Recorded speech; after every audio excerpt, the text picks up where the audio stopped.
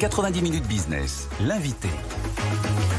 Avec nous ce midi, Ludivine Allenda, porte-parole de la ferme digitale. Bonjour. Bonjour. Merci d'être avec nous. La digitalisation au cœur du salon de l'agriculture, c'est incontournable aujourd'hui. La ferme digitale réunit tous les acteurs de la tech agricole, de tous les secteurs. Expliquez-nous, Ludivine Allenda, concrètement, ce qu'il y a dans la ferme digitale. Quel type d'entreprise ? Alors la ferme digitale, c'est une association d'abord qui a été créée il y a 7 ans, en 2016, qui comptait très peu de start-up à l'époque. Et aujourd'hui, on en a 86, 120 membres dans la ferme digitale, avec 86 start-up qui sont représentées.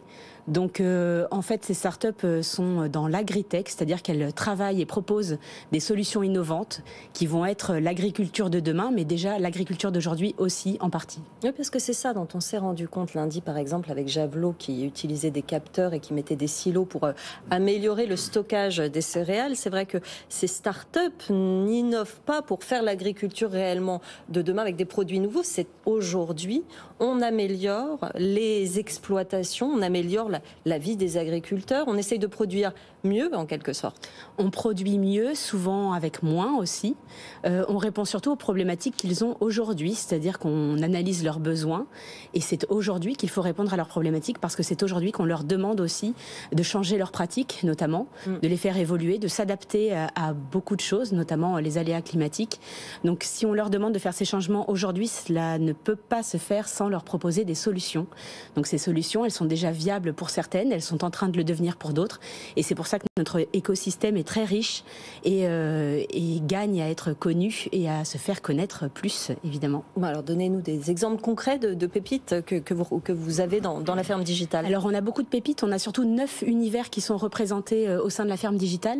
Donc ça passe, donc c'est de l'agritech en général, mais ça passe par la foodtech, par la biotech, par la woodtech, le vertical aussi. Donc il y a beaucoup de thèmes qui sont abordés dans nos startups et d'activités qui sont très différentes les unes des autres. Et donc toutes ces activités, ça participe à faire évoluer toutes les pratiques des agriculteurs. Donc dans les pépites, il y en a évidemment plusieurs. Enfin, j'ai envie de dire que les 86 startups et les 120 membres qui sont représentés dans la ferme digitale sont en soi des pépites.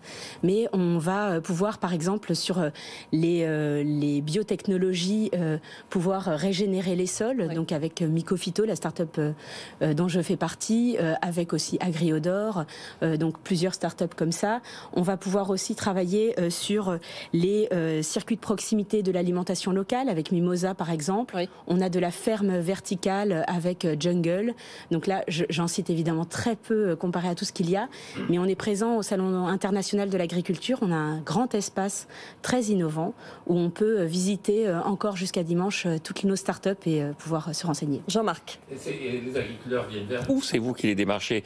Vos rapports, par exemple, avec les chambres d'agriculture, vous êtes un peu dans des réseaux un peu institutionnels ou c'est un peu le bouche à oreille qui vous fait votre promotion? Il y a les deux. Quand on a commencé, c'est vrai qu'il y avait peu de startups et l'environnement était plus restreint, évidemment. Donc il y avait moins aussi d'aura avec les institutionnels notamment. Aujourd'hui, on voit sur le salon un très grand engouement. On est tous très sollicités. Alors on est sollicités et on sollicite aussi, donc c'est un petit peu les deux, j'ai envie de dire.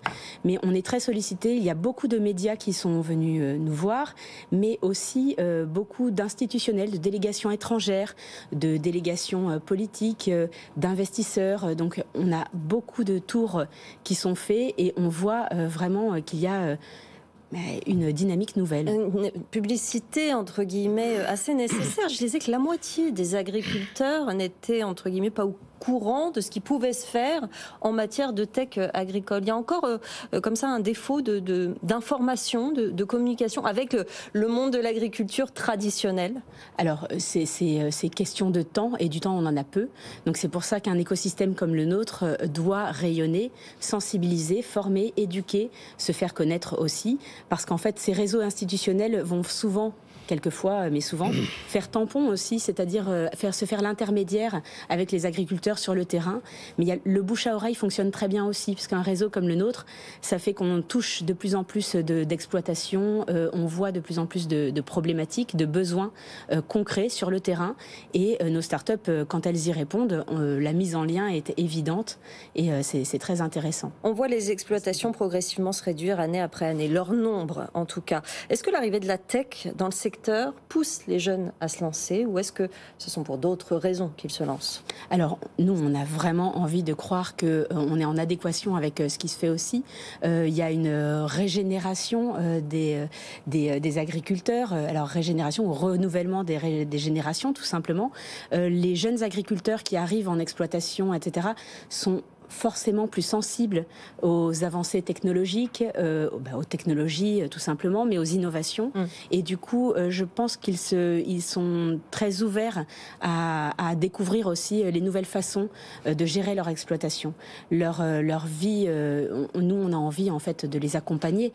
C'est-à-dire qu'il y a faciliter un petit peu ce métier peut-être qui est si difficile, oui, et qui en arrête certains à reprendre les exploitations familiales. Exactement. Donc valoriser le métier d'agriculteur, valoriser les agriculteurs, et notre écosystème participe à cela, tout simplement en les accompagnant, en étant là, et on a vraiment une vocation de se positionner sociétalement, j'ai envie de dire, pour prouver aussi qu'on peut faire évoluer la vie des agriculteurs grâce à la technologie, mais pas seulement la technologie, grâce à des nouvelles pratiques qui quelquefois font appel aussi au bon sens et à des choses plus naturelles, donc qui peuvent être utiles pour leurs exploitations. Dernière question, vous êtes en lien avec le gouvernement, avec le ministère, parce que c'est vrai que souvent on a l'impression que les politiques agricoles sont parfois décidées de façon très rapide, c'est compliqué de les suivre quand on est sur le terrain. Est-ce que vous essayez de mettre en adéquation un petit peu ce que le gouvernement met en place et puis ce que les agriculteurs voient tous les jours sur le terrain? Alors oui, tout le travail de l'écosystème, c'est celui-ci. Et là, si je parle au nom de la start-up dans laquelle je travaille, un salon comme le Salon international de l'agriculture, ça nous permet vraiment de faire le lien avec toutes les équipes institutionnelles, ministérielles, etc., de montrer notre savoir-faire, de l'expliquer, rapidement certes, mais de l'expliquer. Et on espère évidemment que cela puisse avoir des portée non symbolique mais concrète pour nos startups. Une startup, c'est difficile à faire vivre, oui. C'est difficile à faire émerger. Nous, on tient vraiment à cela. On est tous dans des situations, pour ma part, chez Mycophyto, on est en pleine industrialisation. C'est des étapes très difficiles à passer et en même temps... Des investissements aussi. Exactement, donc beaucoup d'investissements. Les investisseurs sont souvent au rendez-vous puisqu'on a quand même, dans l'agritech en France, il y a eu 490 millions de levées en 2022. C'est vraiment un beau chiffre. Et sur ces 490 millions, il y a 212 millions qui ont été levés par les startups de la ferme digitale. Donc on est extrêmement fiers de cela. C'est beaucoup, c'est très bien. C'est jamais suffisant dans le sens où on avance dans le temps, on avance dans notre évolution, on fait évoluer nos pratiques. Et pour que ces startups demain deviennent plus que des pépites, il faut vraiment les soutenir et c'est ce qu'on demande. Merci beaucoup Ludivine Aversa d'être venue nous voir, porte-parole de la ferme digitale.